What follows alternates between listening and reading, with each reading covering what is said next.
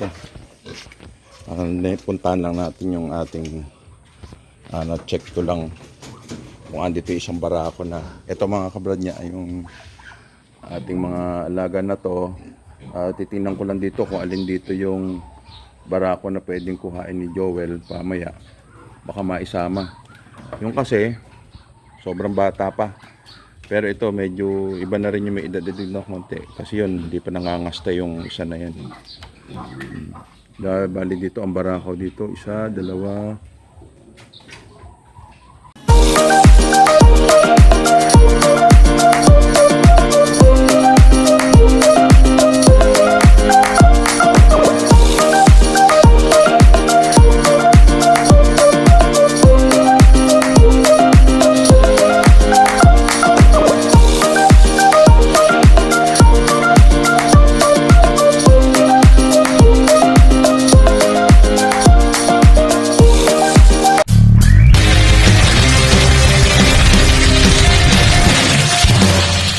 So ayan mga kabrad, isang napakakulimlim na hapon sa ating lahat ngayon.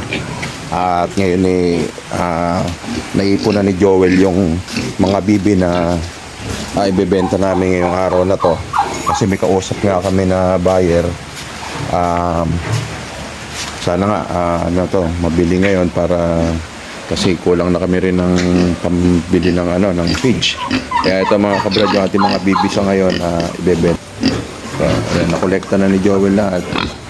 Ito, nasa 32 na lang dahil yung iba itinira namin niya dahil yung iba umahalimhim pala. Nangingitlog. Sayang naman kung isasama natin sila sa ibenta.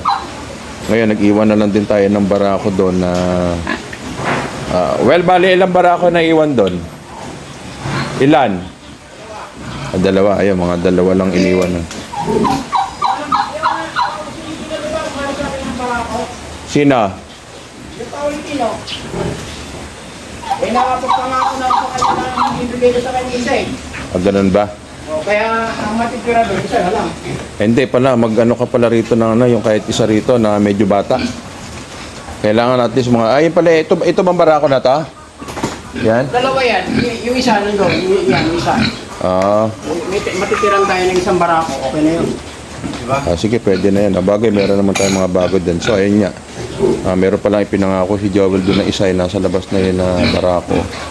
Tapos ito naman, yan yung ibebenta natin lahat.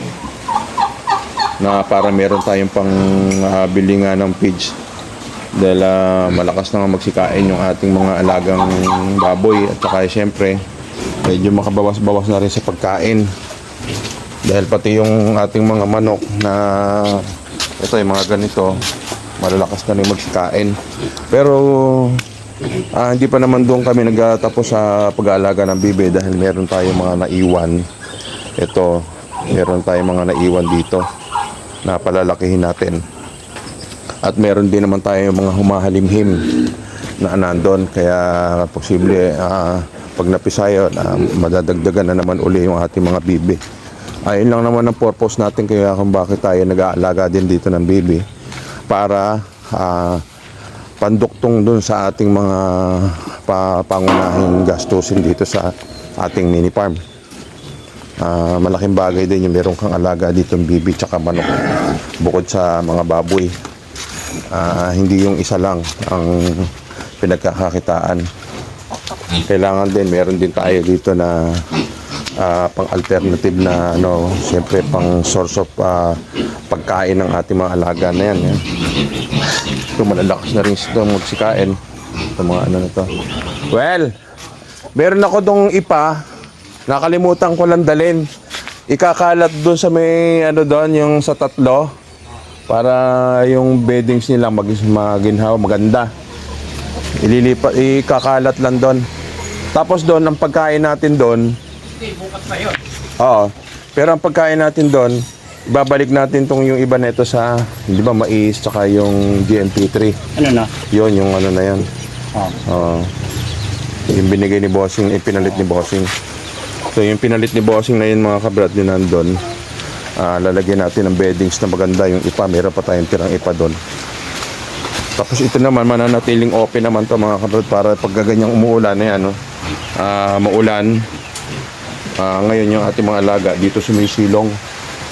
Dito magtatakbuhan yan pag kaya nag-uulan. So ayan. Ayan, no? Maulan na naman mga kabrad.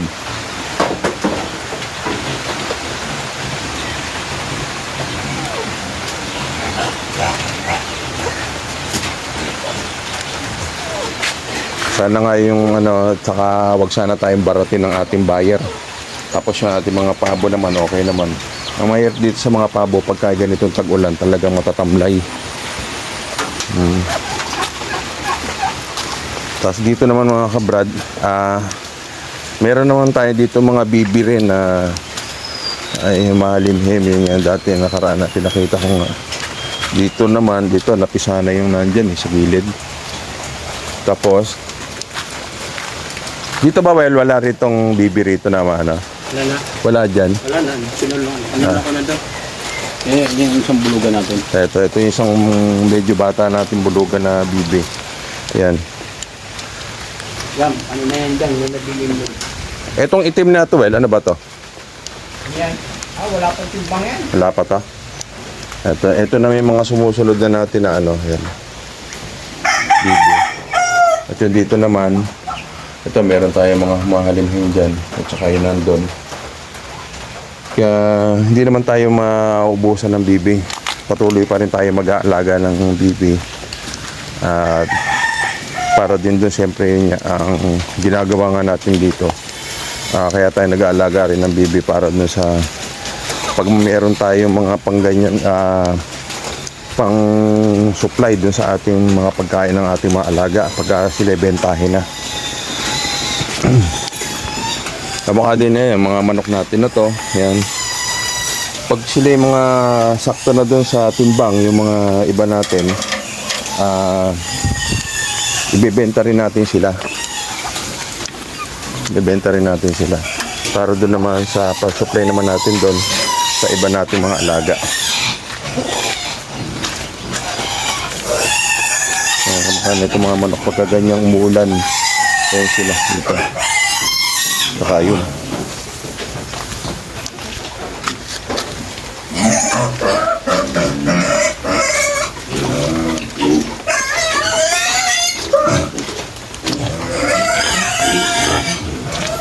Ngayon kung mapapansin nyo mga kabrad, wala na yung mga bibi natin dito. Ayan. Bukod doon, pag nabenta natin sila, mababawasan uli yung ating pakakainin. Kaya medyo bababa ang konsumo natin doon sa ating mga patuka sa manok at bibi. Ayan. So ayan, yun lang mga kabrad pa namin ni Joel dito. Panahon na para magbenta ulit tayo ng ating mga bibi para may pantustos tayo sa iba nating pangangailangan dito sa ating mini farm. Ganun lang mga kabrad, sa mga gusto rin mag-alaga ng bibi o manok, siguraduhin lang na unang-una siyempre maalagaan nila ng maayos. Pero yan naman mga kabrad, ang sukli naman sa inyo na maganda ang magiging balik dahil pag naalagaan natin ng maayos yan at naging mataba, pag binenta natin yan. Ngayon ang bibi, ayon doon sa kukuha mamaya, ang timbang ng ang bentahan ng bibi ngayon nasa 140, 145 ang timbang ng ang kilo, ang bawat kilo ng bibi. Kaya kung gano'n ang mangyayari, maganda kahit pa paano mapapagbentahan natin at makakabawas doon sa malaking gastusin natin dito sa ating mini farm. Yun yung isang bagay na nagiging source natin, hindi doon sa sinasahod ko sa pang-araw-araw kong trabaho. Kasi pag doon walang mangyayari sa atin. Yung kamukha nitong ating mga yan, ito, ayan. Paglipas pa siguro mga 1 month pa, baka meron na rin tayo na ibebenta sa kanila at pandutong na naman natin doon sa ating mga pagkain ng ating mga alaga. Ang diskarte lang natin dito, pag may nabenta, bili tayo ng pagkain. Pag may konting sobra, yun, ibinibigay natin kay Joel pambili ng bigas. Bukod dun sa binibigay ko naman sa kanya na weekly, bali siya, nabibigyan ko siya ng 1,000 weekly, pero mababa yun, napakababa sa pag-aalaga ni Joel sa ginagawa. Ayan, o kabayan, umuulan pero sige pa rin. Kaya napakahalaga mga kabrad, importante na meron kang katuwang dito sa ating unang-una, may malasakit at saka yung merong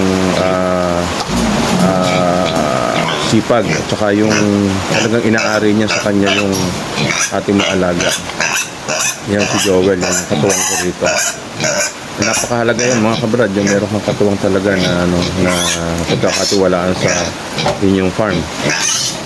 At saka isa pa, syempre sa laki ng mga gastusin natin dito sa ating mini farm, kailangan din natin mag-isip ng pwede bang paano tayo makakatipid dun sa ating mga pakain. Yun nga, yung ginagawa natin fermented na mga puno ng saging, sapal ng taho. Yun yung minimix natin dun sa ating patuka at saka pakain sa ating mga native. Pero dito sa ating mga puti, ito hindi natin pwedeng pakainin ng ganon dahil siyempre mga hybrid ito. Pagka pinakain natin sila ng ganon, mangyayari doon payat, lalo na kung patiner. Yun yung isa sa mga bagay natin na kailangan din mga kabrad na matutunan.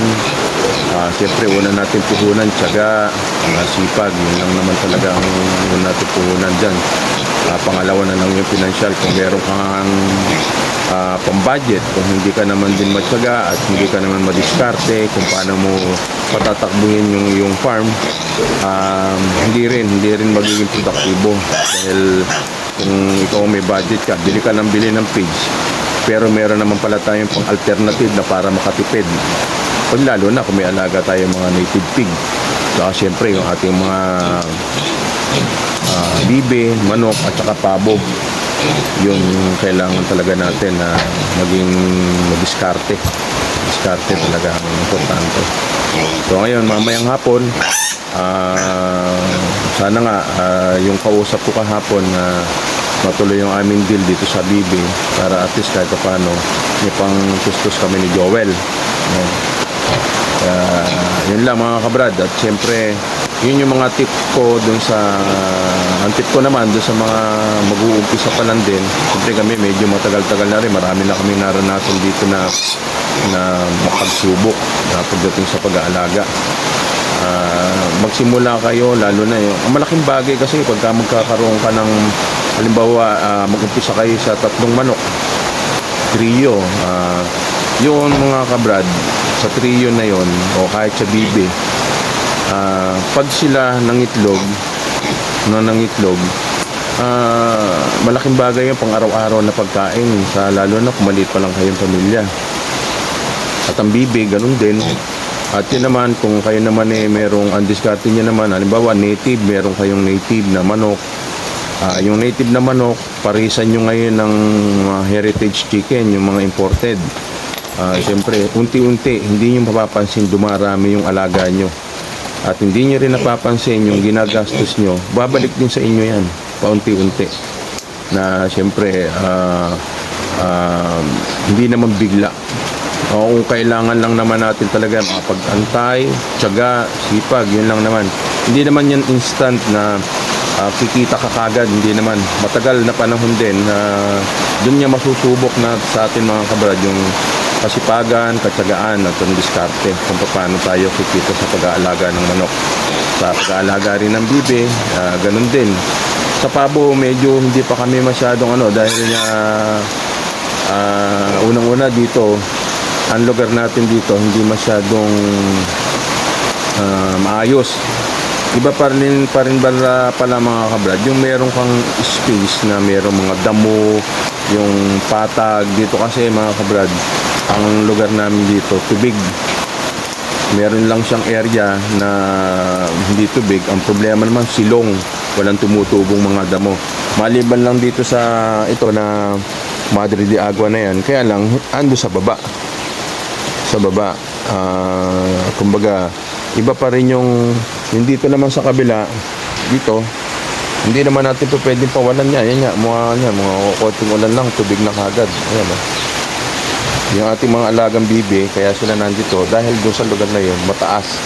At dito dalo yan din, dito iniisahan lang ng pagkain ng ating ni Joel, kaya din sila nananatili at doon nakakapanginain din sila sa mga malapit-lapit dyan ng damo-damo. Iba pa rin mga kabrad yung mayroong kang space na mayroong nasisikatan sila ng araw at madamo. Ayan. Isang bagay sa naobserbahan ko mga kabrad, yung expose sila sa init at the same time meron silang sinisilungan. Yun, pag umulan, may sinisilungan. Pag gusto nilang magpainit at maaraw, pwede silang mag-apa-araw. At kung gusto naman nilang malilim, meron silang nasisilungan malilim. Yun, napakahalaga mga kabrad doon, yung ganong pamamaraan ng paggawa ng kulungan o naka-pre-range kayo na manok. Kung naka-pre-range naman kayo, siguraduhin lang na yung paligid nyo naka-net. Dito sa amin kasi hindi ko pwedeng netan dito eh. Dati may net kami doon sa gawing bukid sa Palayan. Kaya lang tinanggal na nga namin dahil nga nabulok na. Hindi na namin at meron din dito. Kaya rin isa pa rin sa problema rito pag walang net at pag nagtanim yung kapitbahay natin, obligado na i-save ko yung mga alaga mong manok, bibi, saka pabo. Kasi kung hindi, pag nagsaboy ng pataba, patay yung mga alaga. Kaya yung mga kabrad, importante yung gustong mag-alaga, simple lang, magtaga lang muna sa maliit, taga lang sa kung sa manok kayo, isang lalaki, dalawang babae, yun, madali lang yun. At yung pa, isa pa ron, meron pa kayong napapaglibangan. Malaking bagay. Pag nakikita nyo, lalo na yung alaga nyo na masisigla, itlog na, malalaki na, mas lalo kayong magiging may-inspired sa pag-aalaga. Kasi ako nga kami dito ni Joel, nagsimula lang kami dito na isang lalaki na native at yung Chinese chicken pa nun. Kaya bali trio. Ang nangyari doon na itlog yung ang ano pa naman kasi ang mga Chinese chicken maalaga sa kanilang mga itlog. At yun, naobserbahan ko na maganda magdala ng sisi. Hanggang sa dumami sila, nadagdagan, dumami yung ating mga Chinese na nakakross sa native. Ang problema naman, maliliit. Dahil ang Chinese chicken, parang ano lang siya, bang maliliit lang ang lahi ng mga Chinese. Kaya noon, siyempre, nakapagsimula na kami ng ganong breed. Ngayon, ang ginawa ko naman, nagkaroon tayo ng pagkakataon na nagkaroon tayo ng huluano. Meron sa atin na binili ko yung huluano na yon, yung cross ng native at saka yung Chinese chicken, ikinross ko naman sa huluano. Hanggang sa nagkasalin-salin na yung bloodline, napunta dun sa Caber at ngayon nabigyan tayo ng pagkakataon magkaroon ng Rhode Island. Na-cross natin yung Caber at native dun sa Rhode Island. Yun. At ngayon naman meron naman tayong panibago dito na yung tinatawag na Plymouth Rock na chicken, mga heritage chicken yon. Parang ganyan na ito parang bulik pero malalaking klaseng manok yon. Mga kabrad, yun yung gagawin natin ngayon na pararamihin din uli yung manok. Pero yung ating bibi, patuloy pa rin tayong magpaparami niyan kasi nga malaking tulong nga sa atin yan. Pagka oras na wala tayong pera na pambili ng ating pagkain ng mga alaga, napakahalaga mga kabrad nung may alaga kang bibi. Dahil yung kamukha niyan, meron na, nung una, talaga hindi kami nagbebenta mga kabrad eh. Merong bumibili sa amin pa isa-isa, pero kung maaari sabi ko nga kay Joel, huwag muna tayo hanggat kaya natin magpakain, pakain. Kung gusto ko pag binenta natin yan bulto, yun mga kabrad. Hindi kami meron tayo dito, halimbawa meron tayong kaibigan na gusto ng bibi, sa totoo lang mayroon na tayo kahit paano nabibigyan na ginagawang kasi masarap na naman ang pulutan ng bibi, adobo, ayan. Kaya ayun, yung iba na pamigay natin. Pero siyempre ang gusto nga natin yung ganito na bulto, ayaw natin yung pa isa-isa. Meron naman dito mga namimili, siyempre negosyo yun. Tatawaran nila ng 100, siyempre ibebenta nila ng mataas. Pero siyempre, ganun talaga ang negosyo. Dumiskarte ka kung paano kang kikita. Binibili nga ng mababa, hindi naman po tayo po pwede. Tayo rin, siyempre, negosyo rin yung sa atin. Kung hindi mo kayang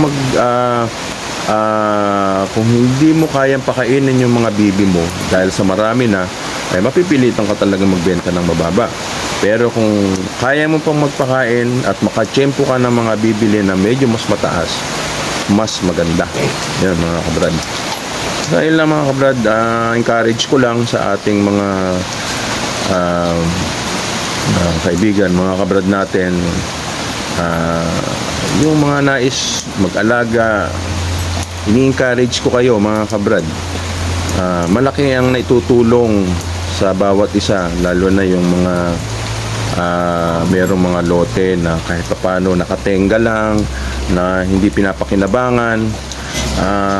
Ang 100 or 50 square meter, malaking magagawa nyo dyan. Malaking maitutulong sa inyo yan kung nakatenga lang. Maging mapamaraan lang kayo kung paano nyo gagawing produktibo yung lote na nakabakante. Ganun lang mga kabrad. Encourage ko kayo na malaking bagay yung meron kang alaga na mga manok bibi. Ang baboy naman syempre pilin lugar lang yung pwede tayong makapag-alaga. Pero kung meron kayong lugar na pwedeng pag-alagaan ng baboy, i-encourage ko kayo sa native pig at yung nakakross sa hybrid. Huwag yung purong native, kasi nga naobserbahan ko matagal na panahon bago ka makapagbenta. Pero yung bloodline ng native, huwag nyong iaalis doon sa i-cross nyo lang. Ang purpose naman ng ikinocross natin ng ating mga alaga para mas lumaki. Pero andun pa rin yung pagiging native ng ating alagang baboy. Iba pa rin ang may bloodline ng native. Yun nga, pagka may bloodline ng native, mapapakain natin sila ng mga gulay-gulay, hindi kamukha ng mga hybrid. Kailangan mo silang pakainin ng mga commercial feeds. Gaano kamahal mga kabrad ang commercial feeds? Sobrang mahal. Kaya ini-encourage ko mga kabrad na kung may lote kayo na pwedeng pag-alaga ng manok o bibe, o alaga kayo. At kung meron naman kayong lugar na malayo kayo sa mga kabahayan at meron kayong mag-alaga kayo ng native pig, yun, encourage ko kayo mga kabrad. Kaya mga kabrad, muli maraming salamat at God bless po sa ating lahat.